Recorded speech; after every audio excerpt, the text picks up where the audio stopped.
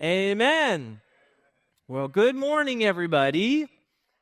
This is one of my favorite messages that I've ever taught. I haven't taught it in about 2 years, 2.5 maybe, because the last time I taught it 2.5 years ago, I taught it and I loved it so much that I turned it into a book, into a kid's book.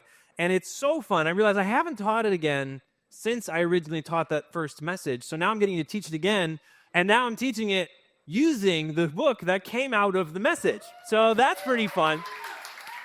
So this became the storybook for children, Giants for Lunch. And the reason why I made it a kid's book is because even after I taught the message, I went and said, this sounds like a fun kid's book. Let me write it out. And when I wrote the kid's book, I read the kid's book, and I thought, this makes more sense than my message did. So if today's message is confusing to you, there's a kid's book that might be a little more your speed. And and we also got kids in the house today, everybody. Yeah. So for the kiddos and for the young at heart, we have a message that hopefully is exactly something that you understand, that's at your level, that makes sense. If I don't have bright, flashy colors and fun things, I can lose focus. So it's helpful to have it in a fun package. So anyways, why did I write this book? Well, the Bible makes a lot of promises. We may know all these promises of God. They're all over Scripture. God says he'll do this, he'll do this, he'll do this. And there are times where it says, man, God promised like this abundant life. He said, I came that they may have life and they may have it to the full. But I feel like my life is actually really small. And I don't feel like everything around me is very good. I don't feel like I'm growing. Like God promised it, but that's not what I'm experiencing right now. Is God a liar? Or am I missing something? Or what's happening? And the reason where this book comes into play here is that sometimes God has made us a promise, but we're not experiencing it yet.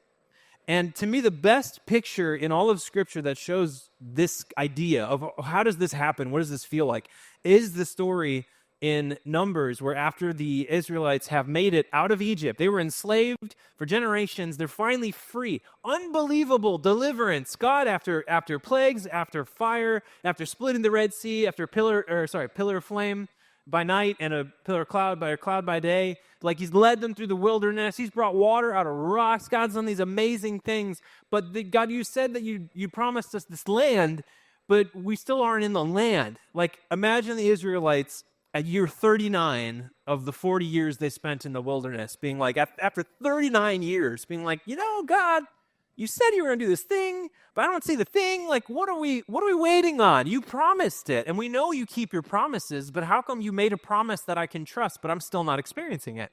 To me, this story helps me understand that really well.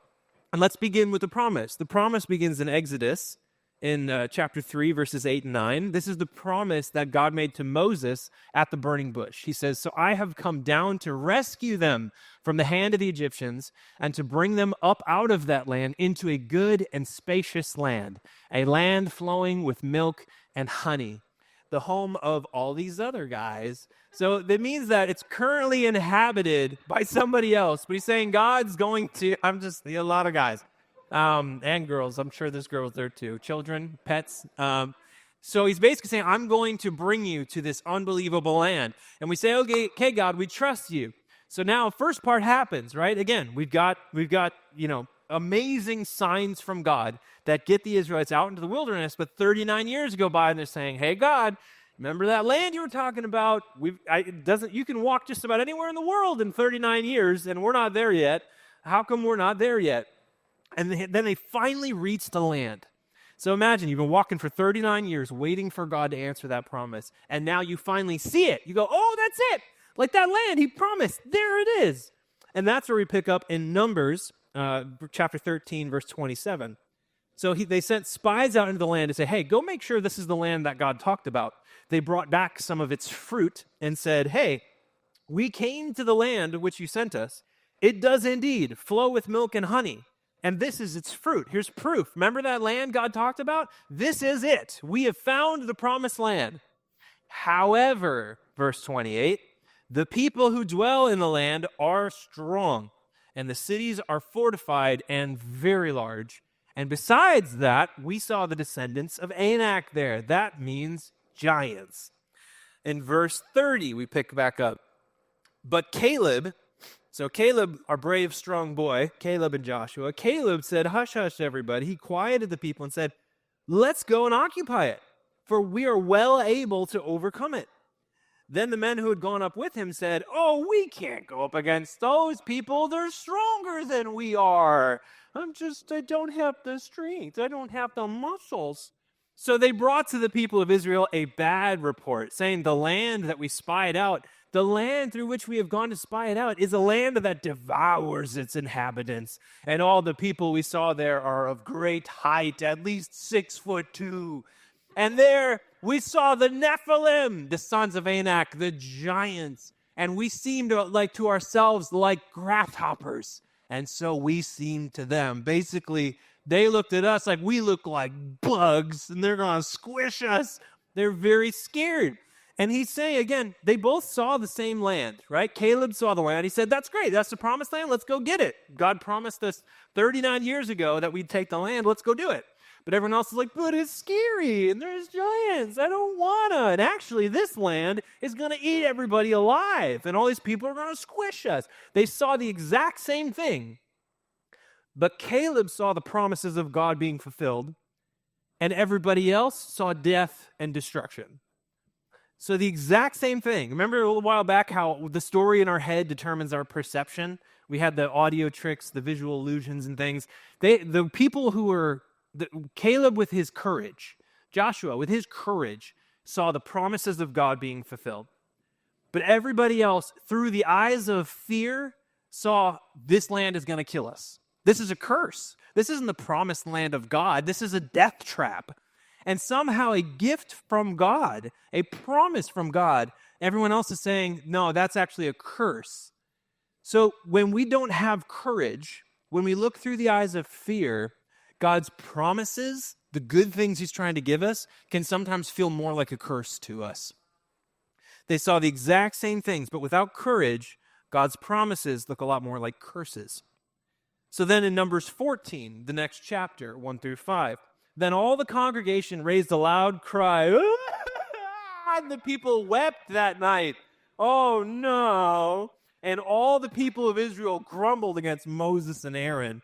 The whole congregation said to them, would we have died in the land of Egypt, or would we have died in this wilderness? Why is the Lord bringing us all the way here just to die and fall by the sword? Our wives and our children will become prey. Wouldn't it be better for us to just go back to Egypt? Remember, in Egypt, that's when they were slaves. That's when they were being whipped and murdered and worked to the bone. They're praying that they could go back to that. Isn't that hilarious? And then in verse 4, they say, and they said to one another, let's choose a leader and go back to Egypt. Let's return to slavery.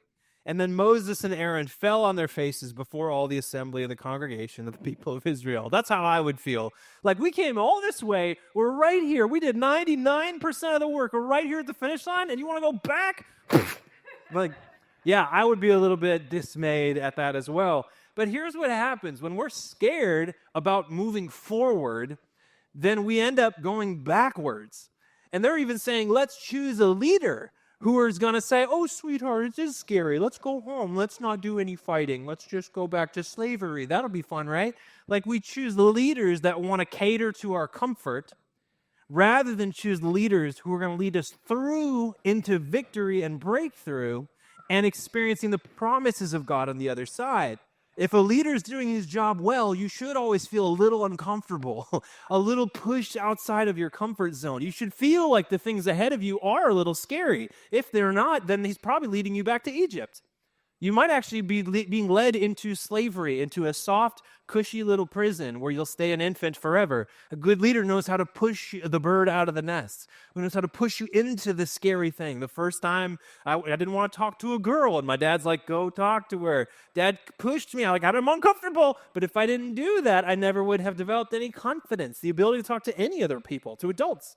Just recently, we had to take our 6-year-old daughter and say, we were at Chick-fil-A and she wanted ranch dressing. So we said, great, go ask for it. He says, no, you ask for it. I don't know how to do that. I'm scared. I don't want to.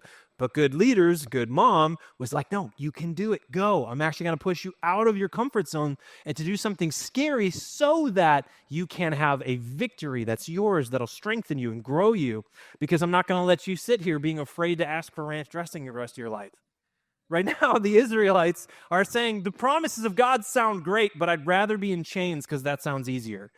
What good leader would look at someone saying, no, break those chains. God's will for you is not slavery. Go fight. Go be victorious.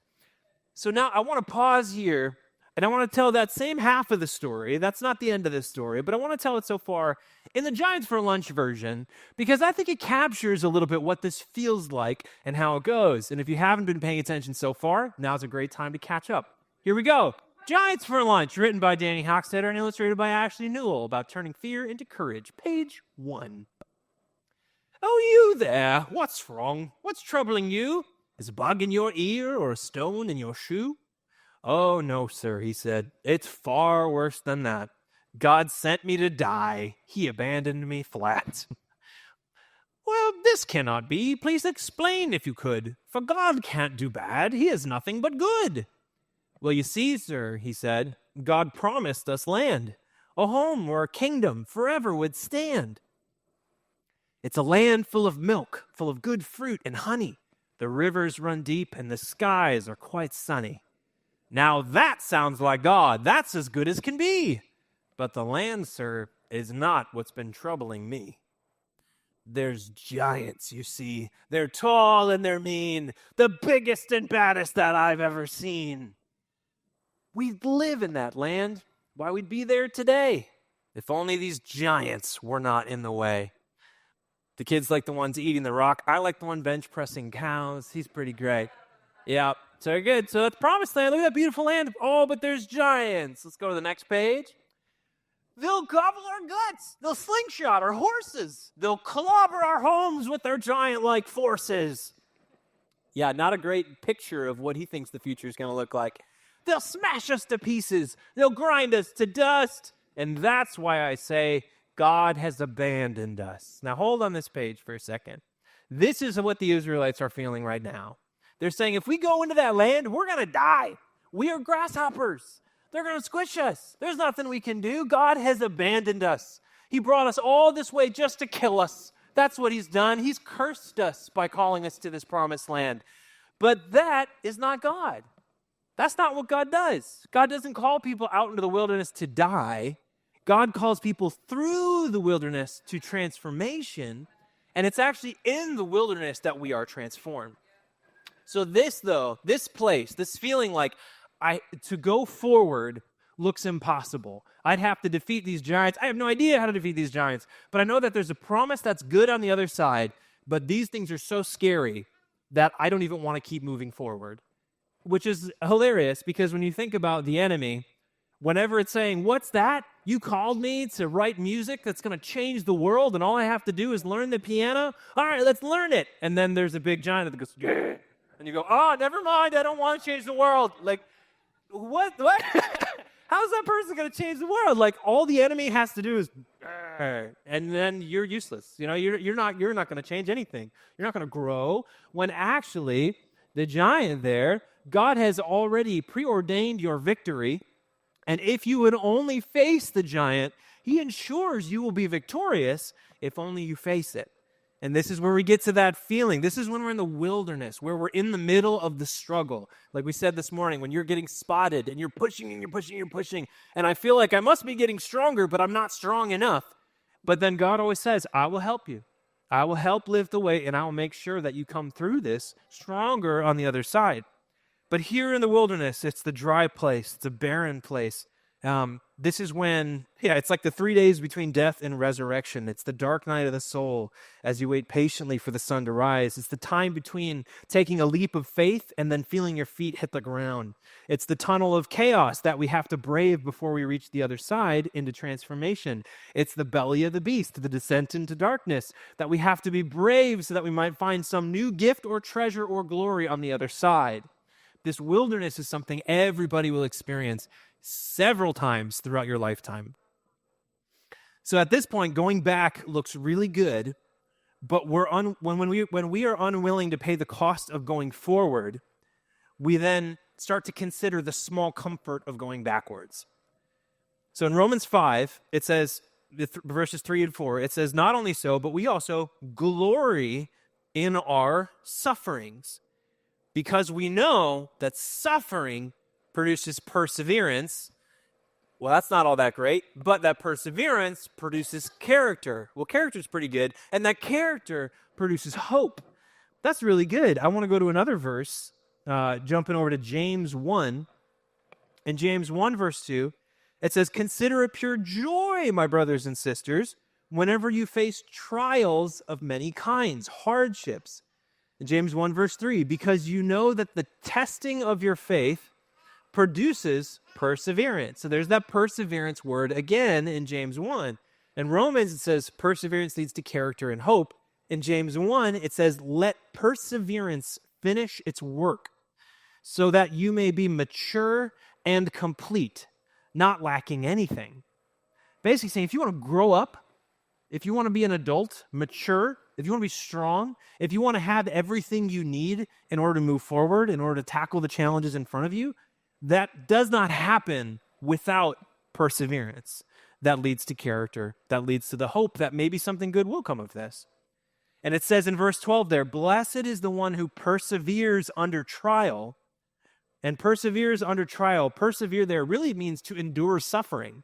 Like, I'm going through a hard thing right now. But he's saying, you are blessed while you're going through that hard thing, because the person who perseveres under trial, having stood the test, when you made it through, when you beat the giants, that person will receive a crown of life that the Lord has promised to those who love him. What God is saying here is that he's already promised the crown of life.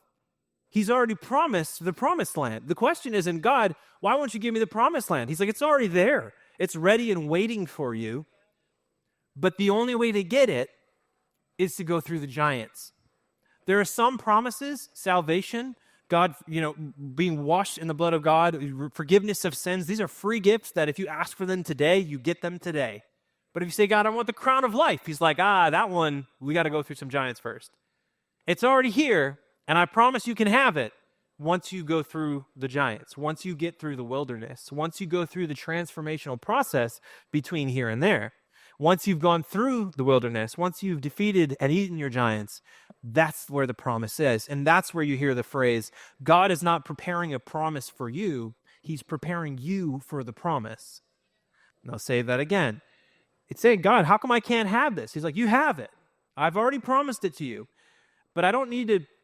God's not preparing the promise for you. It's already there. He's preparing you to receive the promise.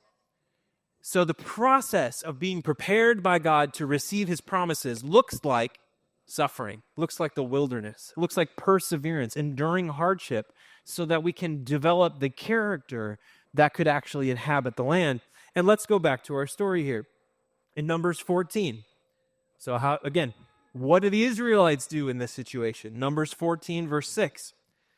So Joshua, the son of Nun, and Caleb, the son of Jephunneh, whatever that is, Jephunneh, let's call him Jeff, and the son of Jeff, who were among those who had spied out the land. So they were there. Joshua and Caleb, they saw the land. It's good. They tore their clothes, which it's hard. They don't have like stores around there. That's like, we're going to take time to sew that back up. That's the powerful statement. They don't just get another shirt.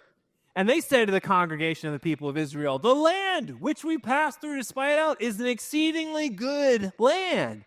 It's really good. This is worth it. There's giants, but it's good. If the Lord delights in us, he will bring us into that land and give it to us, a land that flows with milk and honey. He's saying, don't give up. He's saying, and don't rebel against the Lord. Because God said back in Exodus, I'm going to deliver you that land. And you say, no thanks, God. You're actually disobeying God. God said, go get the land. So it's not just a matter of, just for my own sake, I would rather be comfortable instead of fight giants, so I'm just going to go be comfy. That's not just lazy. That's not just it's short-sighted. that's not just pursuing comfort over destiny. That's actually disobedient to God. God is making us more like himself. And what would Jesus do? Jesus would obey God. And he said, go take this land. So he's saying, don't rebel against God and don't fear the people of the land, for they are bread for us. Not bread as in breeding, they are bread as in soft, fluffy dough. They are bread for us. Their protection is removed from them, and the Lord is with us. Do not fear them. And I love this in other translations too. So we say they are bread for us. What do you do with bread? You eat it. In Numbers 14, verse 9 in the NIV, he says, don't rebel against the Lord and do not be afraid of the people of the land because we will devour them. We will eat, nom, nom, nom, nom. We are going to eat the giants. And then in the Message translation, I love this, don't rebel against the Lord and don't be afraid of those people. Why? We'll have them for lunch. You ever wonder where the title Giants for Lunch came from? That's it right there. They're saying these giants are not just an obstacle we have to overcome. These giants are food that we will eat and become stronger. And then once we have consumed them, once these giants are no longer in our way, the meal itself will strengthen us.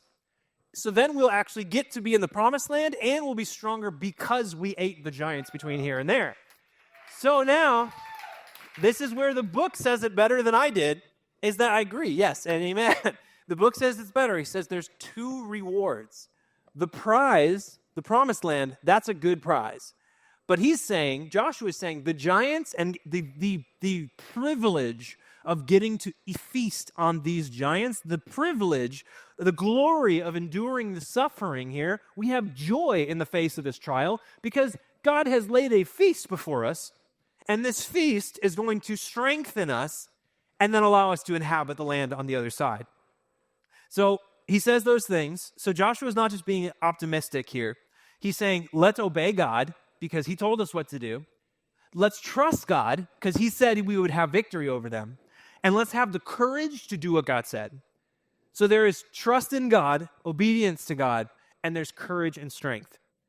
And if we look at Joshua for a second too, in Joshua, the book of Joshua, in verse 1, when God says, hey, Joshua, here's the kind of man you're going to be. God says to Joshua, be strong and courageous because you will lead these people to inherit the land I swore to their ancestors to give them. That's a promise from God. Verse 7, be strong and very courageous. Remember how I said be courageous? Now very courageous. And be careful to obey the law my servant Moses gave you. So read the word. Do not turn from it right or left, that you may be successful wherever you go. Because don't forget, the word of God is not there to be a ball and chain and shackles in your life. It's to help you be successful. So he's saying, look at the word of God because it's there to help you win. And keep this book of the law always on your lips. Meditate on it day and night so that you might be careful to do everything written in it. Then you will be prosperous and successful. That's another promise. Have I not commanded you? Be strong and courageous. Third time he says it. Do not be afraid and do not be discouraged. For the Lord your God will be with you wherever you go. Another promise. This is full of promises. God is making promise after promise after promise. And he's saying, because I'm making this promise, you can trust me and obey what I'm asking you to do so you can be successful. And I'll be with you and you will win. And then what I love about this too is in Numbers 14, if we go back to the original story a little bit farther, after they finally decide we're going to go through here, this is what God is saying. Moses is talking to God. It's like, God, what do I do with all this? And God says, not one of those who saw my glory and the signs I performed in Egypt and in the wilderness, but who disobeyed me and tested me 10 times. All these people that saw God split the Red Sea, send plagues, and the miracles in the wilderness, water from rocks, and manna from heaven. All these amazing things. They're like, yeah, I don't know if this God guy's the real deal. It's like, what? You've seen so much. If God has done all this for you, but as soon as you face these giants, you're like, no, God can't do that. Yeah, he can wipe out an entire army. Sure, he can cut an ocean in half, but these giants, no. This is where God's power stops. And this is where he's saying, these people, like, you guys are not going to see the land. No one who's treated me with contempt will ever see it. He's basically saying, if you don't fight the giants, you don't get to be in the promised land. And he's not saying it's not because I haven't promised you the land, it's because you're not willing to go through the process of receiving the promise. Some promises we get for free, others he wants us to work for it. He wants us to be transformed so that we can inhabit that land. And then in verse 24, he says, but because my servant Caleb has a different spirit and follows me wholeheartedly, I will bring him into the land he went to, and his descendants will inherit it. That is unbelievable to me. He's saying Caleb has a different spirit. This is before the Holy Spirit lives in every believer. He's saying that Caleb, what it means by spirit is just, Caleb has a way of doing things. Caleb has courage. Caleb has strength. The way that Caleb does it, that's the kind of guy that can live in a promised land. That's the kind of guy where if I just snuck into the promised land, you hold up your palm leaves, I snuck into the promised land. Well, guess what? The giants are still there. And they say, get out of my promised land. Bam, you're gone. If we don't defeat the giants, we'll never have peace in the promised land. We can't stay there. Even if we can sneak in somehow, we can't live there until we've actually found a way to not just defeat, but eat the thing that is standing between us and the promised land. He's basically saying to Caleb, you guys are going to inhabit the promised land because you have the character, you have the endurance, you have this trust and this obedience to me that's going to make you the kind of people that can inhabit this promise. So let's go back then to our story for a minute. This is, again, where our little boy is currently at. God has abandoned us. He's left us here to die. And the old man is saying, no, that's not God. So now the old man gives his 2 cents on the situation. He says, yes, I see. That does sound quite scary. Those giants are tall and their chests are quite hairy. But you see, boy, I have this unshakable hunch that these giants you fear are actually your lunch. My lunch, cried the boy. How can giants be food? This isn't a problem that ought to be chewed. Well, the food that you eat makes you stronger, he said. And it's just in that way that these giants become bread. The victory you win when you tackle these brutes will strengthen your biceps and triceps and glutes. You can ask your parents what glutes are. This new promised land will be your home someday, and God gave you giants as lunch on the way. It might sound absurd to think you can combat them, but not if you switch up the way you look at them. This is now, if you want to summarize the rest of the Israelites and the courage of Joshua and Caleb, while all the Israelites saw death, destruction, unbeatable giants, Caleb and Joshua saw, that's lunch. You're looking at lunch right now. You're not looking at the end of the road. You're looking at dinner. Like, this is it. We'll eat them for lunch. So yeah, it might sound absurd, but not if you switch up the way you look at them. Maybe they're monsters with weapons and teeth, or maybe they're pasta with a side of roast beef. There's plebeian giant and brute apple pie. Tough guy spaghetti and tyrant French fries. There's burgers behemoth and ogre shakes too. Colossus lasagna and leviathan stew. One thing I like about, fun fact, both the leviathan and the behemoth are mentioned as these unbeatable beasts of war, and God says he will conquer them both. So those are intentionally worked in there. But now this sums up the whole concept right here. If this is the only page you ever read in the book, and if it's the only thing you leave with today, this is the page. So don't fear. This isn't the time for retreating. You're running from problems you ought to be eating. Yes, fighting is tough, but it's worth it, all right? Because there's 2 rewards, the prize and the fight. The prize is worth winning, in this case, your land. But the fight makes you tough, smart, and brave, understand? Now pause here for a second too, because I want you to think about those 2 rewards. Let's say I fight these giants, and I fight, and I fight, and I fight, and then the prize disappears. But I did all this fighting and all this fighting. I did all this fighting to save my relationship. I did all this fighting to build my business. I did all this fighting to make this thing work, and then it didn't work. Well, what he's saying is that the fight itself, enduring that trial, enduring that hardship, still built in you character and perseverance and hope. So even if you don't get the prize, the fighting itself is its own reward. So he's saying even if you didn't get to the promised land, it's still worth going after this difficult thing and finding a victory in it. So let's keep going. We'll go to the next page on this one. It says, with where you are going, your good God is showing. These giants are just what you need to keep growing.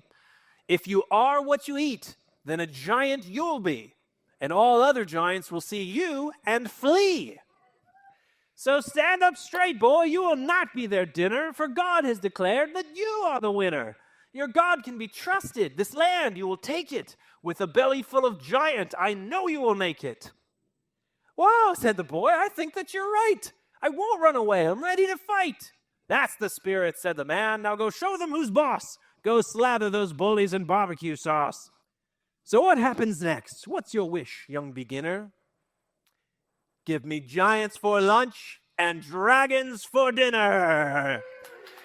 Now, now there's an epilogue that I'll save for another day because that now ties it to the daily life. And if you want to purchase the book at some point, you can read that epilogue. We'll leave a little bit of meat on the bone, you know? But this is really the end of this story here. Give me giants for lunch and dragons for dinner.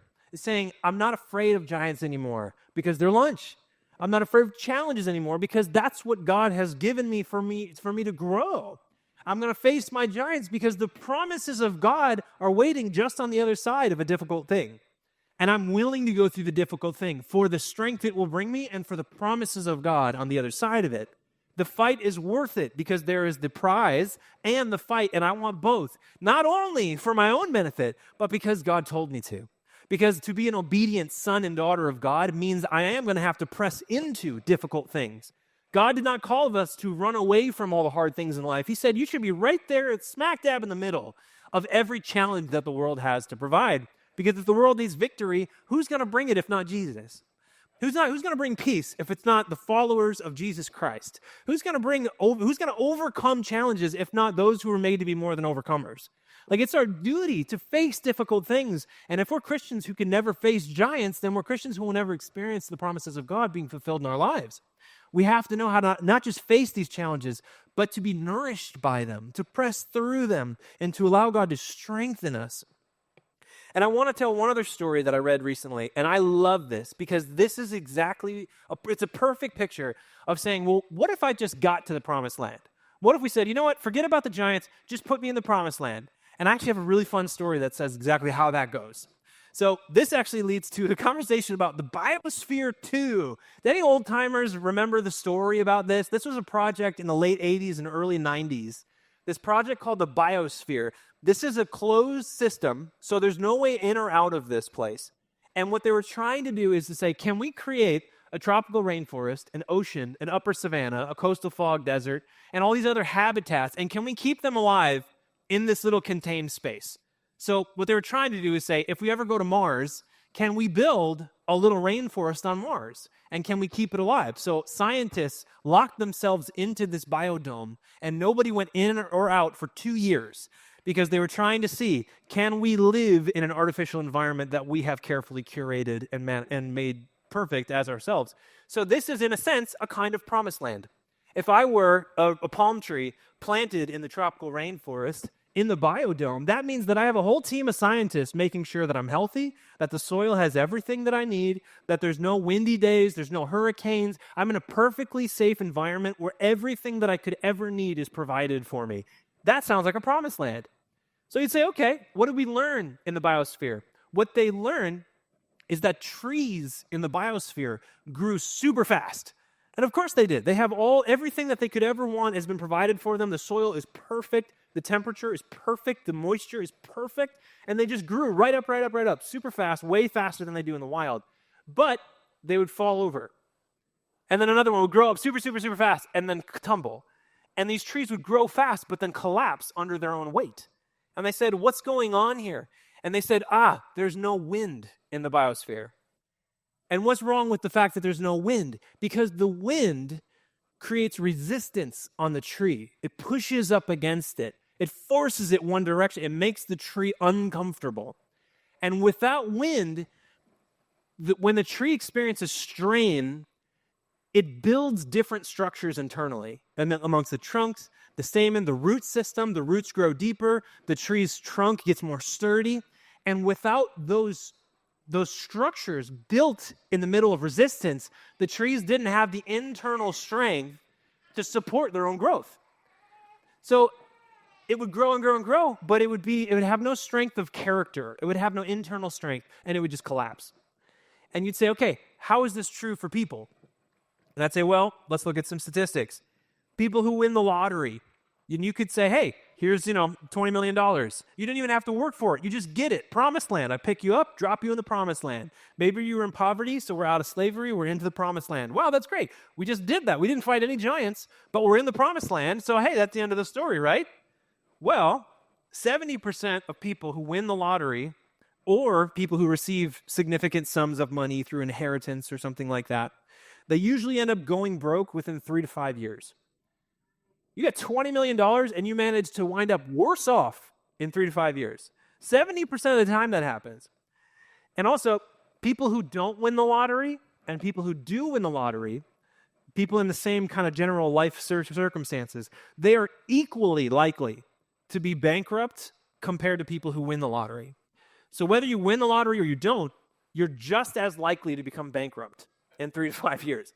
How did you become bankrupt? You had $20 million. What did you do? I didn't have the internal strength of character. Yeah, I grew up really fast. Now I have all the stuff. And then I just topple over. You got to the promised land for free. But if you didn't eat the giants on the way, you're not strong enough to stay in the promised land. Many winners report marriage strain, emotional distress, and loss of purpose. Money, in a lot of ways, just amplifies what's already in you. So you might think, well, why wouldn't God give me money? Well, what's in you? Maybe God doesn't want to see more of your hedonism run rampant throughout the world. Maybe you're a selfish person who exploits other people, and God doesn't want to see more of that. Why am I not in the promised land yet? I don't know. Are there any giants you have neglected to eat? Have you been running from challenges? Have you been avoiding your internal character growth? Because maybe if you're saying, God, get me out of this struggle, but really what's happening is I'm trying to get the strength that I need to stay there. And God's saying, no, keep going. When you learn to do this, when you have the strength to stay here, that's when you can live in the promised land. You might taste it or see glimpses of it, but if you want to live there, you got to make sure you've eaten every giant between you and that place. And let's think about this in other contexts. If God gave you the perfect woman that you've been praying for, I've been single, I'm 21, and I'm ready for a lifetime wife. I want the best wife in the entire universe. And God says, here's the perfect woman. Out of all the women I ever made, this is the perfect one. And you're standing looking at the perfect woman being like, oh boy, what do I have to offer? Like, you think you can keep that woman happy, taken care of? You can meet her emotional needs. You can provide for her. Like, you think you can actually stay in that relationship when she responds to you with complete maturity and you say, I don't want to talk about that. Like, how long are you going to, like, I could give you the perfect woman, but you don't have the character to actually remain in a healthy relationship with that woman. So it's gonna fall apart. You're just as likely to be single and broke and all by yourself as you are as anybody else who met somebody who was not the perfect woman or the perfect man. If God gave you $1 million, that might ruin you just as well as if you had to fight and strive and earn and struggle and be creative and find ways to serve people in a way that was valuable. And now I have a place in society and I've built employees. Like, yeah, that's hard. But when I have something I've worked to build, then even if I lose it all, I can build it again because I won the fight. Even if I lost the prize, I won the fight. That means I could do it again. How many people have, built wealth, gone bankrupt, and then just built it right back up again? You even have Job. Job did everything right, lost everything, but he's like, wait, I have the recipe. Built it all back double. Like, this is biblical. This is true in society. And you think that if God made you the CEO of a company, if God says, hey, you're the new CEO of Apple, Apple would be in ruins in months because what do you know about running Apple? It's like, we all think, oh, I could run Apple. It's like, do you think you've paid the same prices? You've overcome the same challenges? You know how to solve the same problems that the CEO of Apple knows how to solve? Like, you need to eat some giants before you're even capable of living there without just blowing up the whole thing within hours. Like, there is this process that God takes us on that nourishes us and strengthens us so that we can have the thing he has already promised us. But God is not preparing the promise for you. He's preparing you for the promise. So God will give you the desires of your heart, but he didn't say when or how. But Joseph was a slave and a prisoner before he became an emperor. Abraham was a childless nomad before he became the father of nations. Moses was a murderer on the run before he was the one to deliver the Israelites from slavery.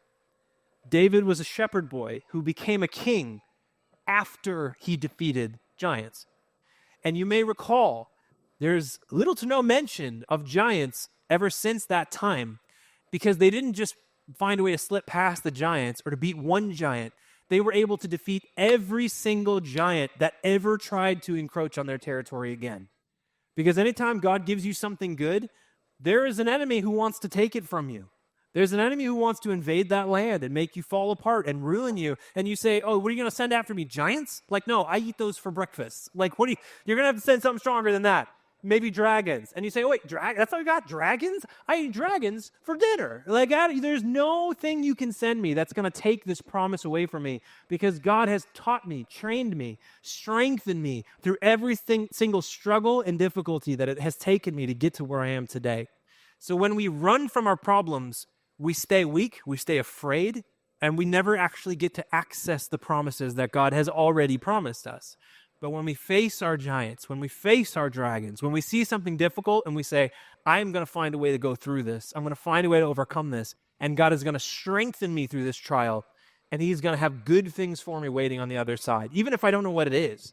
I trust that every struggle and every trial in my life is there for my benefit, to nourish me and strengthen me, and so God can deliver me the promises that he has already promised.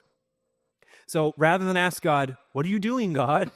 Instead ask, what are you doing in me?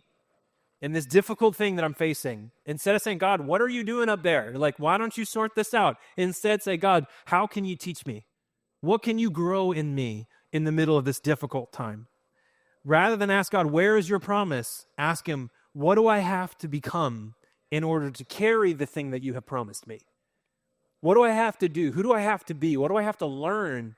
What character do I need to develop in order to hold the promise that you have already prepared for me? Rather than blame God for your suffering, ask God, how are you using this problem to strengthen me right now? And my parting words for you today are the same words that God said to Joshua. Be strong and courageous. Know the word. Trust God. And then when you do, whatever you face, endure it. Grow, fight, and win. Mm-hmm. Yeah. Yeah.